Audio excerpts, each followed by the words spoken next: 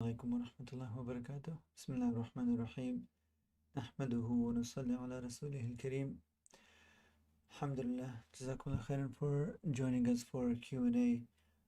Although I looked in the submissions, I know we took a long break and that sort of put a little stop on the submission of the questions. We had a few questions that piled up, but maybe we need to get back into the process of letting people know that it's still live. Inshallah, we'll still continue doing these questions every week on Thursday nights between Maghrib and Isha.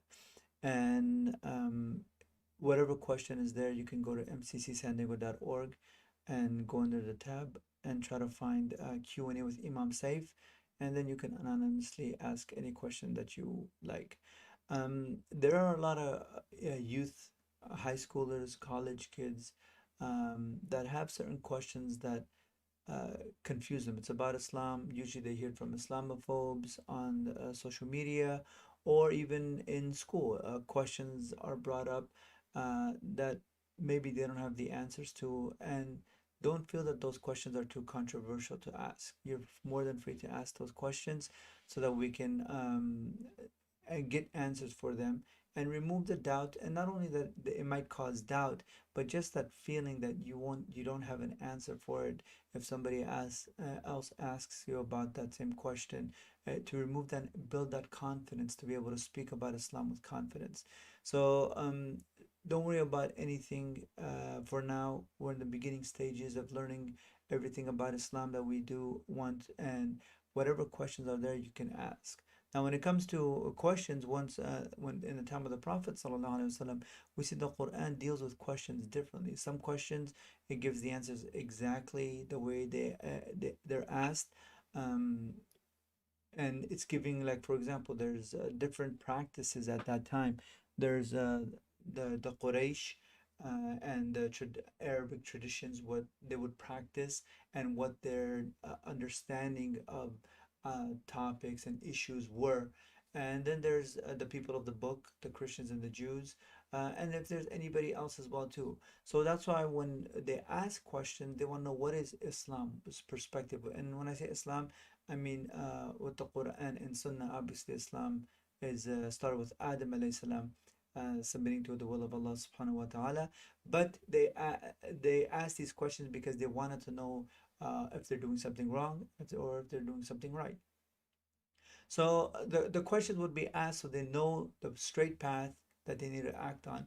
And Allah subhanahu wa ta'ala would answer these questions through the Quran at times. And you see many times the word comes, yes, aluna ga'an. They're asking about alcohol comes up, sin comes up, um,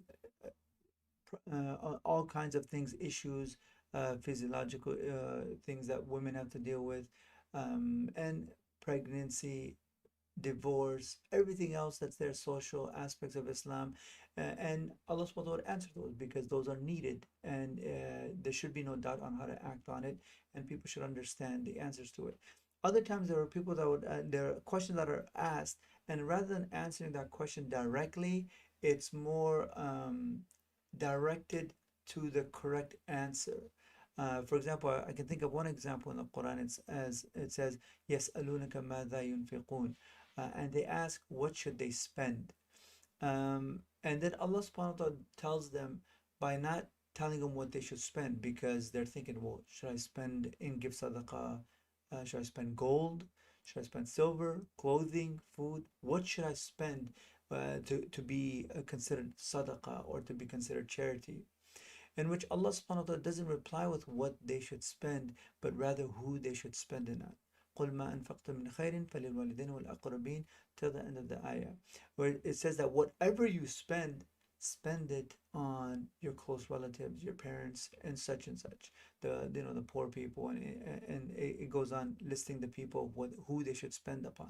So now it becomes, because if you limit it to a certain item to be spent, then you'll have certain people that can do it and certain people that can't do it. If it's gold, only those people with gold that will be able to spend. But when Allah subhanahu wa ta'ala leaves that part open, and what Allah subhanahu wa ta'ala tells them is what's more important is to focus on those people who need help, then now everybody can help in their own way.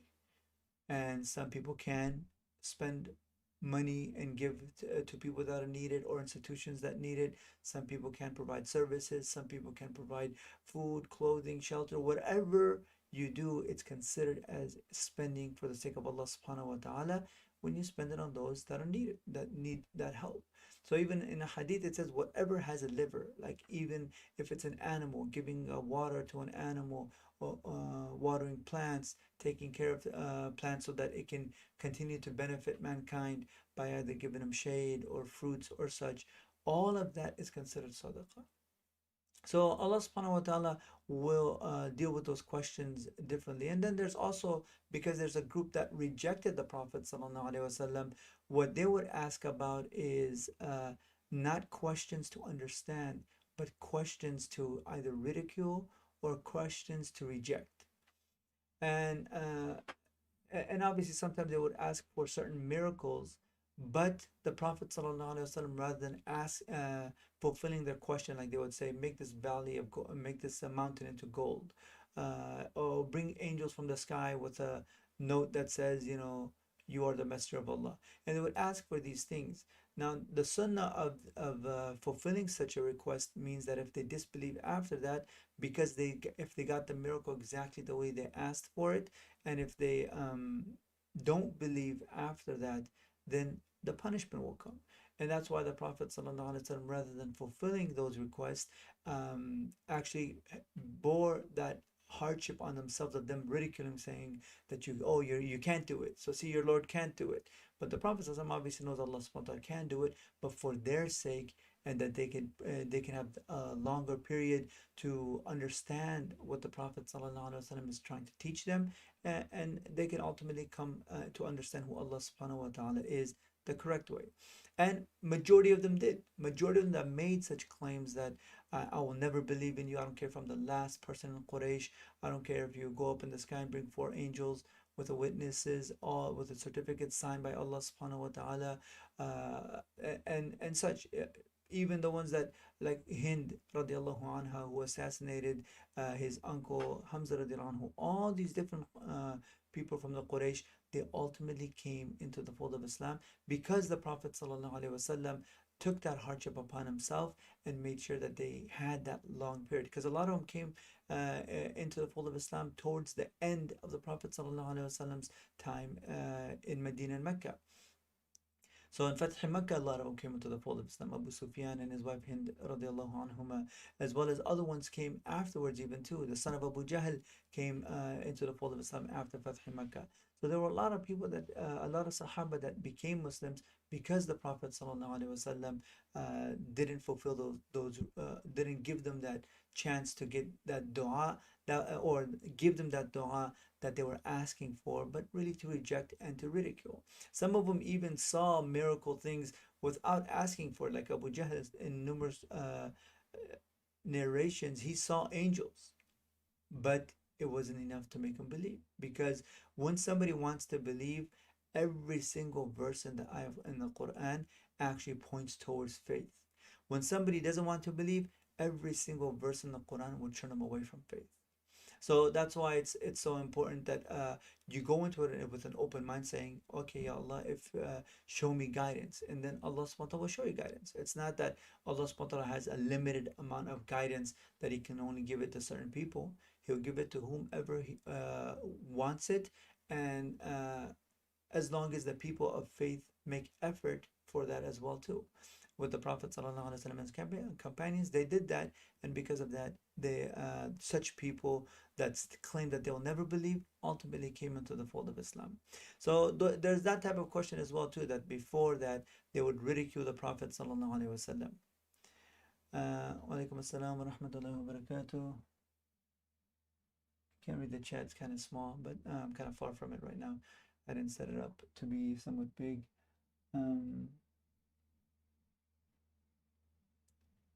Okay, I think they said my boy, yeah, my mom I think is watching. She said my voice is too low. Assalamu alaikum. Okay, inshallah, try to speak up. Wa alaikum assalam, Brother Ibrahim. So that's the way that when we're looking at trying to answer these questions and we're trying to uh, have doubt that should I ask such a question, uh, don't let it bother you. If you really don't know if you should or shouldn't, it's better to ask. Because even like I said, in the Quran, Allah subhanahu wa ta'ala shows some people asked the question and it wasn't the right question, but they got the right answer from it. So sometimes even if the question is not right, it can still lead to certain answers that can take care of other questions. So that's what Allah subhanahu wa ta'ala, but with ourselves, like in today's society, we have all kinds of doubt because so many different uh, effort is taken from shaitan, from Islamophobes, from people who want to cover up what Allah subhanahu wa ta'ala, Rasul sallallahu alayhi wa has brought forth, that there's a lot of things out there. You can click anything. You can click Islam on Google and it'll take you to, rather than an Islamic page, take you to an Islamophobic page. So really, it's better to ask the question, as controversial as you think the question may be. It's better to ask it, inshallah, and we try to get answers for that. So at this moment, there is no other question in the bank. I just wanted to start the stream to let people know that consistency of every Thursday night between Maghrib and Isha will continue to do so. Around this time, it could be around 7:30 or so, maybe a little bit earlier, maybe a little bit later, but it'll always be there, inshallah. So if you have any questions, please do go to mccsandiego.org and put your questions there. And if you also want to join the stream, you can ask the questions on the chat as well, and we can also answer those questions. Aside from that, mashallah, there's all the programs at MCC. They pretty much have started the regular programs, although Al-Manar, they're online. They're still continuing to do it online because the number of students are so great that if we don't want to bring 100, 150 kids at one time in the musalla, where it's hard to keep everyone COVID safe. There are other classes that we have that are maintained and they are on site just because the number of students are much smaller. There are Quran classes on the weekends from 10 to 1, Quran classes on the weekdays from 4:30 to 6:30, I believe, or 4 to 6. And then there's also Quran in Arabic that they're memorizing Surah Al-Hujurat along with the meaning as well. That's Monday through Thursday, 4 times a week. And it goes from 4:30 to 6. So those programs have started. Other than that, Hikmah is starting on Friday night, but you can't really sign up for that one because it is filled up. They're doing it on site, and because of that, they have to limit the amount of kids that could sign up for the class. But you can contact the emails provided, and maybe they can start a different session at a different time. So if you're really interested, you can contact them as well, and that can also get things done. Physical activities, boxing started. A lot of kids that are in that program, they're enjoying it. They're getting healthy. They're spending time with one another. They're learning how to box. There's also jiu-jitsu class that's going to start. It's only once a week and it's an open mat. This is only for older kids, whereas boxing is for all ages, even adults. Jiu-jitsu is only for 16 and up. It's not being taught as much as being an open mat to be a supplement to those that want to come and practice what they already know or just share experience with one another. Once the interest and the group gets much more, then we'll increase that, inshallah, and actually bring a teacher to teach that class. Um, I'm not sure if I'm missing any other programs, but if I am, you can go to our website. You can join the social media either on WhatsApp or Facebook, and you can follow that, and you'll get all the information of all the different programs here. Uh, anyway, if there is no more questions, then if there's no questions on the chat, we just wanted to make a quick short announcement that the stream will continue, inshallah. So please do put your questions on the website if you have them. And it doesn't mean that it has to be your question also.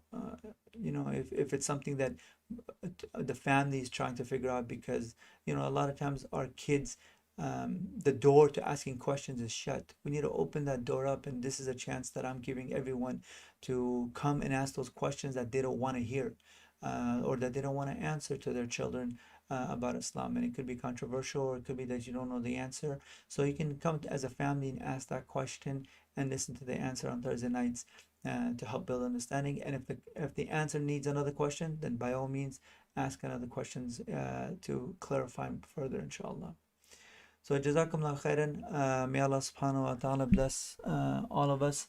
May Allah subhanahu wa ta'ala forgive us all for all of our shortcomings. We are trying to do a little bit more programs that's not really like a program, but more just have participation within the masjid. It's somewhat connected to the prayers for Fajr. We used to do a lot of different programs. One was breakfast on Sundays. Other things we do now, we're starting Quran so that people can make Khatm al-Quran. That we're just reading as a group 4 pages a day to make Khatm al-Quran once a week, and the Khatam of a juz, which is finishing a juz once a week, and then ultimately about 30 weeks later we'll make Khatm al-Quran, but I'll correct the mistakes and along the way of just not just reading, but perfecting the recitation as well. And with every salawat, which I'm gonna try to add different little things that those who come for prayers don't just come and robotically come and pray, but actually take something else with it, with themselves. So hopefully, stay tuned. Inshallah, I will try to add more to all five prayers for the Isha. We are going over on Monday through Friday the comment and explanation of the ayats that we recite in the Salah. Right now, we're in Surah Al-An'am, and then we are also on Saturday and Sunday we go over du'as and adhkar to actually know more than just the words that we memorize, but actually know the meaning to know how it can impact our life. So hopefully we can do that more, and all the salat will be covered. That when we come, it's no longer just a robotic act, but it's something that's impactful, because that's what the salat is supposed to be for. So we ask Allah subhanahu wa ta'ala to make it easy for all of us. And Jazakumullah khairan again for all of your time.